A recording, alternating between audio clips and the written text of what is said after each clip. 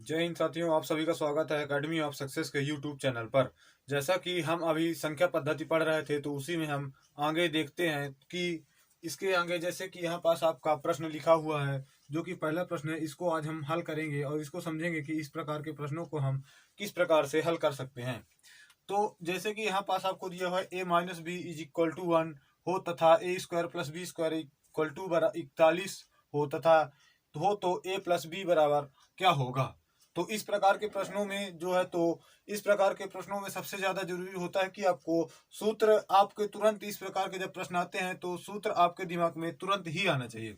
जैसे कि यहाँ पास ए माइनस बी बराबर 1 दिया है और ए स्क्वायर प्लस बी स्क्वायर बराबर 41 दिया है। तो ए प्लस बी हमसे पूछा गया है।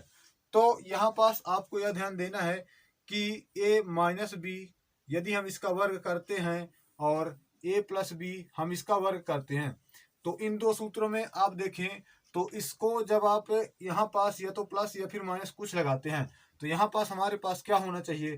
तो यहाँ पास हमारे पास ए स्क्वायर प्लस बी स्क्वायर होना चाहिए। अब ये क्या होना चाहिए दोस्तों, यहाँ पास आप देखें तो ए माइनस बी हमारे पास है, ए प्लस बी हमें निकालना है और ए स्क्वायर प्लस बी स्क्वायर हमारे पास ज्ञात है। तो इसमें हम कुछ ऐसा संबंध बनाए जिससे कि हमारे पास ए स्क्वायर प्लस बी स्क्वायर बचे। तो अब आप देखें तो यदि हम इसमें प्लस लगाते हैं तो यहाँ पास हमारे पास जो उत्तर बचता है यहाँ पर तो ए माइनस बी का होल स्क्वायर प्लस ए प्लस बी का होल स्क्वायर। अब यदि इसी को आप देखें तो यहाँ पर जो आपको बचेगा तो वो 2 × ए स्क्वायर प्लस बी स्क्वायर बचता है। तो इस प्रकार से हमें इन प्रकार के सवालों को हल करना है। यहाँ पास ए माइनस बी दिया है तो हम उसका वर्ग कर लेते हैं। ए प्लस बी दिया है यहाँ पास हमको निकालना है और ए स्क्वायर प्लस बी स्क्वायर हम पहले लिख लेते हैं। फिर उसमें संबंध कुछ ऐसा संबंध बनाते हैं जो कि नियम अनुसार अर्थात सूत्र अनुसार सही होना चाहिए। तो यहाँ पास हम प्लस लगाते थे, यहाँ 2 लगा देते हैं तो ये हमारा सूत्र बन जाता है। अब इसी को हम हल करके देखते हैं। तो ए माइनस बी हमारे पास 1 है तो 1 का वर्ग और प्लस ए प्लस बी हमें ज्ञात करना है तो उसका हमें कुछ नहीं है अभी। और यहाँ पास ये स्क्वायर प्लस बी स्क्वायर 41 दिया है तो 2 × 41 तो ये तो 82 हो जाएगा। अब आप देखें तो ए प्लस बी का होल वर्ग और इसी का वर्ग, अब ये 82 है और ये एक इधर प्लस में है उधर जाएगा तो माइनस में हो जाएगा तो आपका 81 बचेगा। अब इसमें आप देखें तो इसमें वर्ग चढ़ा हुआ है, ए प्लस बी का वर्ग बराबर 81 है। तो यहाँ पास स्क्वायर है दोस्तों, यहाँ पास यहाँ पास ए स्क्वायर नहीं है। इसमें हम देखें तो ए प्लस बी, अब वर्ग यहाँ पास होल वर्ग चढ़ा है, होल वर्ग चढ़ा तो इसको जो हम इधर जो हम इस तरफ ले जाते हैं तो इसमें जो है तो अंडर रूट लग जाता है। जब अंडर लग जाएगा तो अंडर रूट 81 हो जाएगा। तो ए प्लस बी बराबर अंडर रूट 81 हो जाता है। अब इसी में आप देखें तो अंडर रूट 81 का मान तो आपको पता है 9 होता है, लेकिन यहाँ पास हमें जो लिखना है तो यहाँ पर हमें प्लस और माइनस दोनों अर्थात प्लस माइनस 9 होता है। यदि आपसे पूछे कि अंडर रूट 4 का मान क्या होता है तो अंडर रूट 4 का मान प्लस माइनस 2 होता है। हालांकि हम हमेशा पॉजिटिव सोच लेकर चलते हैं तो इसीलिए हम इसको यहाँ से हटा लेते हैं तो प्लस 2 बचता है और 2 में हमें प्लस लगाने की कोई जरूरत नहीं। तो इस प्रकार से हम रूट 4 का मान 2 लिखते हैं। तो इसीलिए यहाँ पास जो रूट 81 है उसका मान हम प्लस माइनस 9 लिखते हैं। हम यहाँ पास प्लस माइनस 9 क्यों लिखे हैं दोस्तों, क्योंकि आपको जो पेपर में देगा तो पेपर में ऑप्शन यह देता है कि प्लस 9 या फिर माइनस 9 या फिर ए और बी दोनों या फिर इनमें से कोई नहीं। इस प्रकार के आपको जब इस प्रकार के ऑप्शंस देता है तो उसमें आपको बताना है कि ए और बी दोनों ही होंगे, क्योंकि प्लस माइनस 9 इसका उत्तर आता है। तो इस प्रकार के सवालों को आपको देखना है कि ये जो दिया हुआ था, ये जो 3 इक्वेशंस दी होती हैं, इनका संबंध हम किस प्रकार से बना सकते हैं। अब हम दूसरा प्रश्न देखते हैं। तो दूसरे प्रश्न में यदि आप देखें तो ये जो है तो ये एक लाइन खींची हुई है। जैसे कि कोष्टक तो इस प्रकार से होते हैं, ये इस प्रकार से तो कोष्टक होते हैं, लेकिन ये जो इसमें है तो ये लाइन खींची हुई है। इस लाइन का मतलब क्या होता है दोस्तों, तो इस लाइन का मतलब मोड होता है और मोड के भी अपने कुछ नियम होते हैं कि उसके अंदर की संख्या हम किस प्रकार से हल करते हैं, बाहर की संख्या किस प्रकार से हल करते हैं। तो इसके लिए आप हमारा पिछला जो कि हमने आपको पिछली वीडियो में उसमें बताया था कि मोड का उपयोग हम किस प्रकार से करते हैं, तो आप हमारे चैनल को सब्सक्राइब करें और हमारे चैनल के वीडियोज को देखें तो उसमें आपको ज्ञात होगा कि मोड के नियम किस प्रकार से होते हैं। तो आइए समझते हैं कि मोड के नियम किस प्रकार से होते हैं, उसको हम किस प्रकार से हल करते हैं। तो इसको जो मोड के अंदर होते हैं वो मोड का नियम तो ये होता है कि हम उसको सामान्यतः उसी प्रकार से हल करते हैं जिस प्रकार से कोष्टक वाले हल करते हैं। तो सबसे पहले हम इसको हल करते हैं तो ये जो बचेगा तो ये -2 बचेगा और यहाँ पास -4। मोड जब हटता है तो उसमें गुणे का चिन्ह लगता है, तो गुणे 4 और डिवाइड में 10 हो जाएगा। और आपका बटे में जो है, बटे में ये -3 और गुणे में 5 है, तो 5 3 15 हो जाएगा, तो -15 हो जाएगा। और माइनस में 4/2 है, तो ये 2 हो जाएगा, तो 2 गुणे 2 हो जाएगा। इस प्रकार से आपको इसको हल करना है।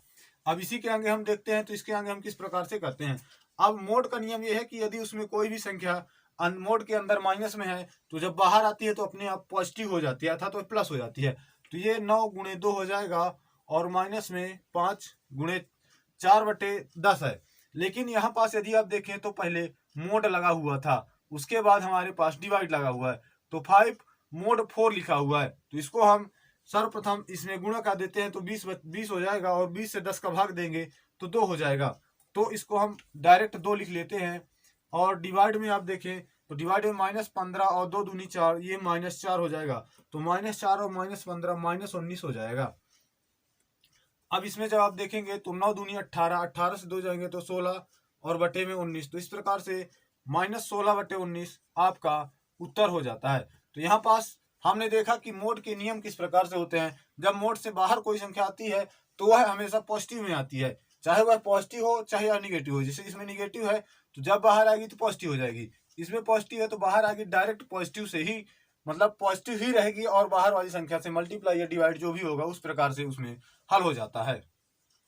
अब हम तीसरा प्रश्न देखते हैं। तो तीसरे प्रश्न में, हालांकि यह एक प्रकार से प्रश्न जो लिखा हुआ, तो उसमें आप देखें तो 37 सही 1/2 में कितने 1/8 है, यह इस प्रकार से पूछा हुआ है। तो यह तो प्रश्न जो है तो थोड़ा आपको कठिन लग रहा होगा, क्योंकि ये भिन्न में लिखा हुआ है। लेकिन यदि इसी को हम छोटी छोटी संख्याओं में देखें, मान लीजिए कि कोई संख्या है, जैसे कि इसमें लिखा हुआ है कि 8 में कितने 2 हैं। अगर इस प्रकार से आपको देता है 8 में कितने 2 हैं, कितने 2 हैं, अर्थात 8 कि 2 को हम कितनी बार जोड़ेंगे कि 8 हो जाएगा। तो 2 + 2 + 2 और +2, अर्थात यदि हम इसको 4 बार जोड़ेंगे तो 8 हो जाएगा।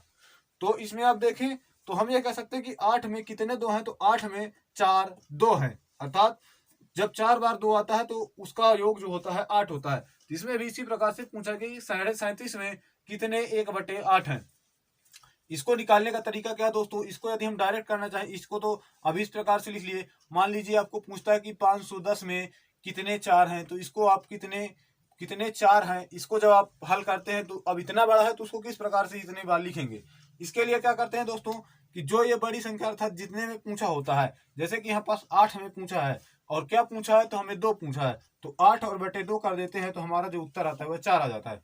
अर्थात जब इस प्रकार से पूछे कि कितने 1/8 है, कितने 2 हैं, कितने 4 हैं, तो इस प्रकार से हमें बड़ी वाली संख्या से छोटी वाली संख्या, अर्थात जो संख्या पूछी है कि उसमें से कितने 1/8 हैं, जैसे कि 37.5 में कितने 1/8 हैं, तो इसको हम डायरेक्ट डिवाइड करके इस प्रकार से निकाल सकते हैं।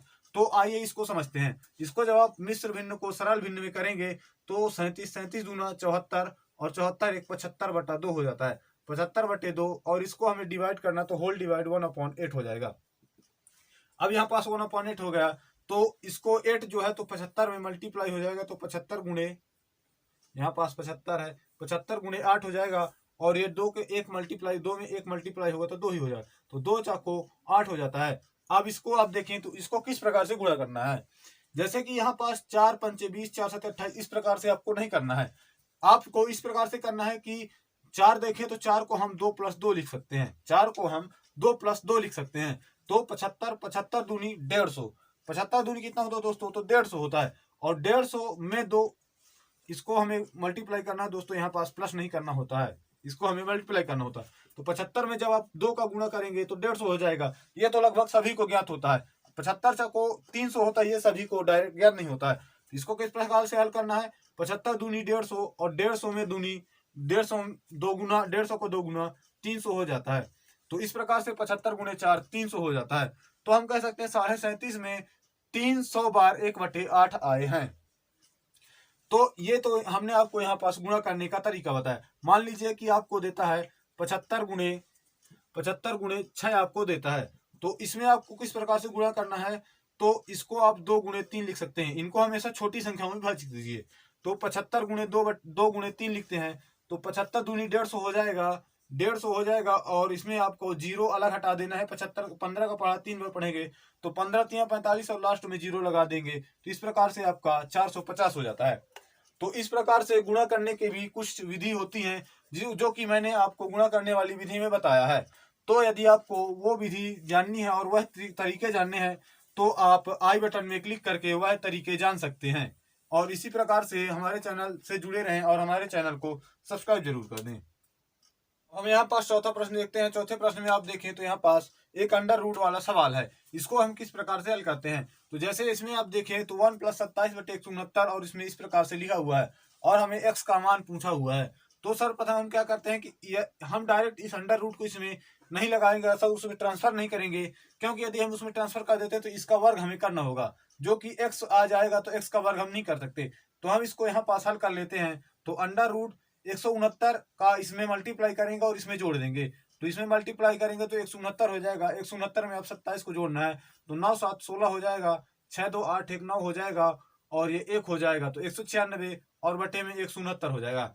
और आपको जो बराबर में है तो इसको इसमें मल्टीप्लाई कर दीजिए, इसको जोड़ दीजिए तो 13 कम 13 हो जाएगा और प्लस में एक्स आपका हो जाएगा और बटे में 13 हो जाएगा। इस प्रकार से आपको हल करना। इसके बाद हम देखते हैं तो 196 काहे का वर्ग होता है दोस्तों, क्योंकि हमें अंडर रूट हटाना है इसलिए हमें वर्ग देखना पड़ेगा।